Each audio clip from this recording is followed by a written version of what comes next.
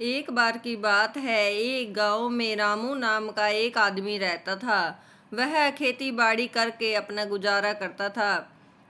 एक सेठ की नज़र उसकी ज़मीन पर पड़ जाती है, क्योंकि उसकी ज़मीन बहुत ही ज़्यादा उपजाऊ और बहुत ही बेहतरीन थी और पानी भी वहाँ का बहुत ही अच्छा था।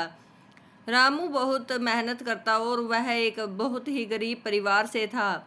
वह अपनी फैमिली का गुजारा बहुत अच्छे तरीके से कर रहा था। एक दिन वह सेठ उनके घर पे जाके उनकी ज़मीन को खरीदने की बात करता है।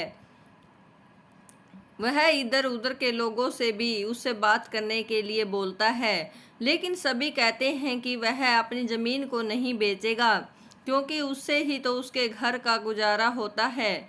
लेकिन वह सेठ एक भी नहीं मान रहा था।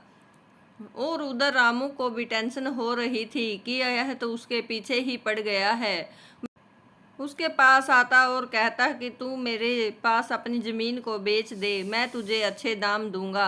लेकिन रामू कहता, नहीं सेठ, मुझे ज़मीन नहीं बेचनी है। मेरे बच्चों का गुजारा कैसे होगा अगर मैंने आपको वह ज़मीन बेच दी तो। लेकिन वह उसकी बात नहीं सुन रहा था।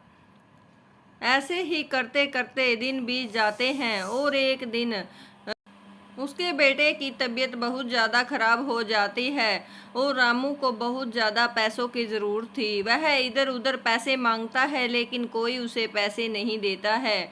तो वह हार तक कर अपनी ज़मीन बेचने का ही फैसला कर लेता है, क्योंकि उसके पास इतने पैसे नहीं थे कि वह अपने बेटे का इलाज करा सके और वह उसकी कोई मदद भी नहीं कर रहा था। वह बहुत परेशान हो जाता है और सेठ के पास जाकर कहता है कि मैं आपको अपनी ज़मीन बेच दूंगा। और सेठ खुशी के मारे उछल पड़ता है। वह ज़मीन को आगे इससे भी ज़्यादा दामों पर बेच देता है और बहुत ज़्यादा मुनाफा कमाता है। रामू अब क्या कर